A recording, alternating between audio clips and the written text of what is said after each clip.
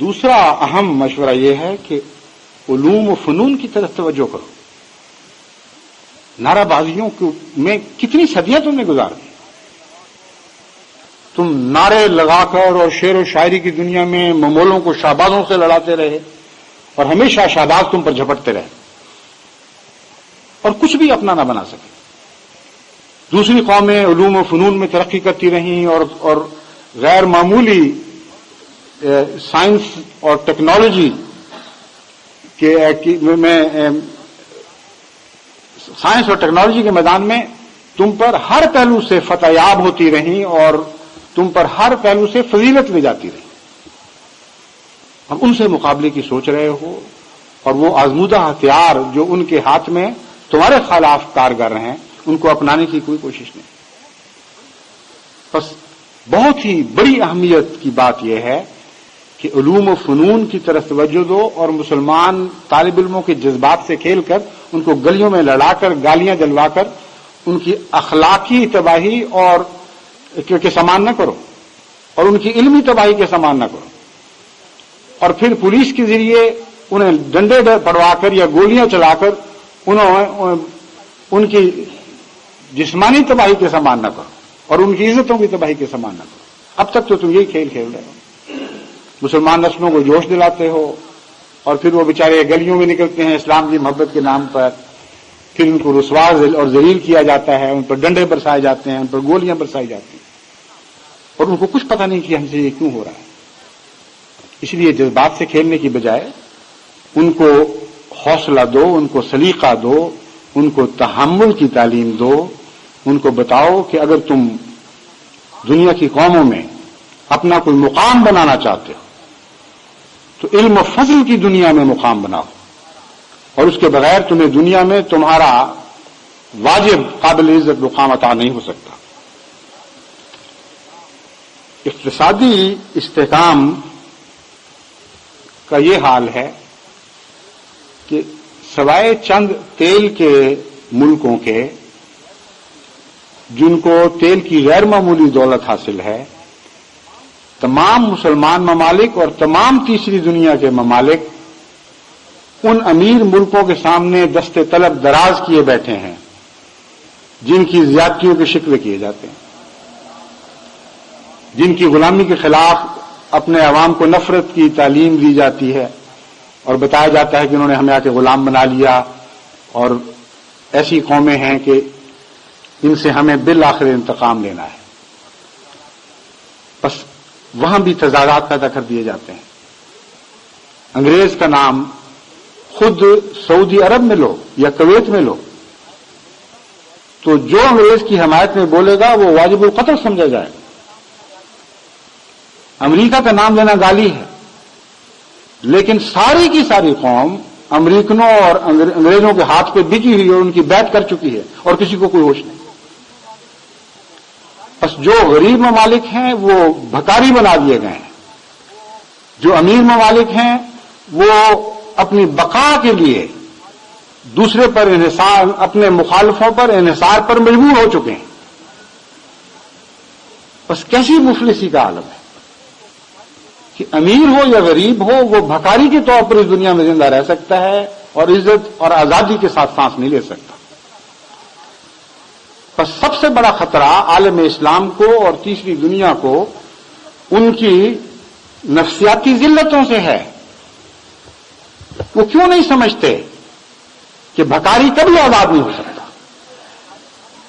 اگر تم نے اپنے لیے بھکاری کی زندگی قبول کر لی ہے تو ہمیشہ ذلیل اور رسوا رہو گے. غیر قوموں کے متعلق تو یہ کہہ سکتے ہو کہ ان کو اس کے خلاف کوئی تعلیم نہیں دی گئی تھی, پر تم قیامت کے دن خدا اور محمد مصطفیٰ صلی اللہ علیہ وسلم کو کیا جواب دو گے؟ کیا قرآن کی یہ آیت تمہارے خلاف گواہی نہیں دے گی کہ کنتم خیر امت اخرجت للناس؟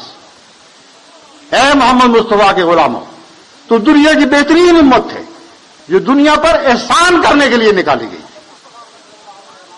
اور کیا محمد مصطفیٰ صلی اللہ علیہ وسلم کی یہ نصیحت تمہارے خلاف گواہ بن کر نہیں کھڑی ہوگی کہ الید العلیٰ خیر من الید السفلی؟ کہ اوپر کا ہاتھ، عطا کرنے والا ہاتھ، ہمیشہ نیچے کے یعنی بھیک مانگنے والے ہاتھ سے بہتر ہوتا ہے. تو اپنی خوبیاں تو تم نے خود غیروں کے سپرد کر دی، منگتے بھکاری بن گئے، اور فخر سے اپنی قوم کے سامنے تمہاری سیاستدان یہ اعلان کرتے ہیں کہ امریکہ نے اتنی بھیک منظور کر لی ہے، اور امریکہ نے جو بھیک نہیں دی تھی وہ سعودی عرب نے منظور کر لی. اگر تمہاری رگوں میں بھیک کا خون دوڑ رہا ہے تو کس طرح قوموں کے سامنے سر اٹھا کر چلو گے؟ شیروں کی دنیا میں بسنے کی عادت پڑی ہوئی ہے. اقبال کی پرستش کی جاتی ہے جو یہ کہتا ہے، اے طائر لاہوتی اس رزق سے موت اچھی جس رزق سے آتی ہو پرواز میں کوتاہی. ٹیلی ویژن اور ریڈیو پہ مغنیاں یہ لہک لہک کر یہ کلام دنیا کو سناتی ہیں، اور مسلمان سر دھنتا ہے کہ ہاں اس رزق سے موت اچھی. لیکن ہر موت سے ان کے لیے وہ رزق اچھا ہے جو غلامی کی زنجیروں میں جکڑ دیتا ہے. کوئی قربانی کی موت اپنے لیے قبول نہیں کر سکتے. پرواز میں کوتاہی کی باتیں تو دور کی باتیں رہ گئی. اب تو ہر تہ دام دانے پر لپکنے کا نام پرواز کی بلندی قرار دیا جاتا ہے. اس سیاستدان سے بڑھ کر اور کون اچھا سیاستدان ہوگا جو کشکول ہاتھ میں لے کر امریکہ کی طرف گیا اور وہاں سے بھی مانگ لایا، اور چین کی طرف گیا اور وہاں سے بھی مانگ لایا، اور روس کی طرف گیا اور وہاں سے بھی مانگ لایا.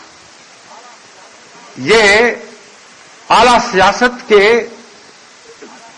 کی کسوٹی ہے، اعلی سیاست کو پرکھنے کے معیار ہیں. یہ دینی سیاست تو نہیں، یہ اسلامی سیاست تو نہیں، یہ انسانی سیاست بھی نہیں، یہ بےغیرتی کی سیاست ہے. اور واقعتاً اقبال نے سچ کہا ہے کہ اس رزق سے موت اچھی ہے جس رزق سے تمہارے ہاتھ اور پاؤں باندھے جاتے ہیں. تم خود بھی ذلیل و رسوا ہوئے، اور جن قوموں نے تمہیں اپنا سردار چنا ان سب قوموں سے تم نے بے وفائی کی، اپنے عوام سے بے وفائی کی، ان کو بڑی طاقتوں کا غلام بنانے کے تم ذمہ دار ہو. اے مسلمان سیاستدانوں اور اے لیڈروں، ہوش کرو اور توبہ کرو، ورنہ کل تاریخ کی عدالتوں میں تم مجرم کے کٹہروں میں پیش کیے جاؤ گے. لیکن اس سے بہت بڑھ کر خدا اور محمد مصطفیٰ کی عدالت میں قیامت کے دن مجرموں کے کٹہروں میں کھڑے کیے جاؤ.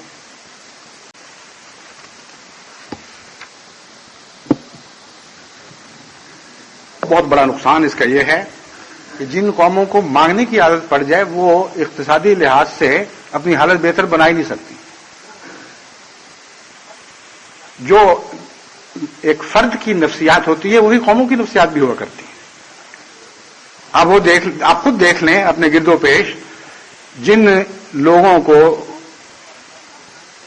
مانگنے کی عادت ہو اور تن آسانی اور تناؤ کی عادت ہو وہ ہمیشہ مانگتے ہی دکھائی دیں گے. تبھی حضرت صلی اللہ علیہ وآلہ وسلم نے مانگنے والوں کو قیامت کے دن اس حال میں دیکھا کہ چمڑیاں ہڈیوں سے چپکی ہوئی تھی اور گوشت نہیں تھا، جس کا مطلب یہ ہے کہ مانگ کر تم اپنے گھر بھر نہیں سکتے. منگتا خالی ہاتھ ہی رہتا ہے، اور اسے اپنی اقتصادیات کو بنانے کا عزم ہی عطا نہیں ہوتا، وہ ہمت ہی عطا نہیں ہوتی. بس جب تک اپنے پاؤں پر کھڑے ہونے کا قومیں فیصلہ نہیں کرتی، اقتصادی لحاظ سے وہ نہ ترقی کر سکتی ہیں، نہ کسی قسم کا استحکام ان کو نصیب ہو سکتا ہے.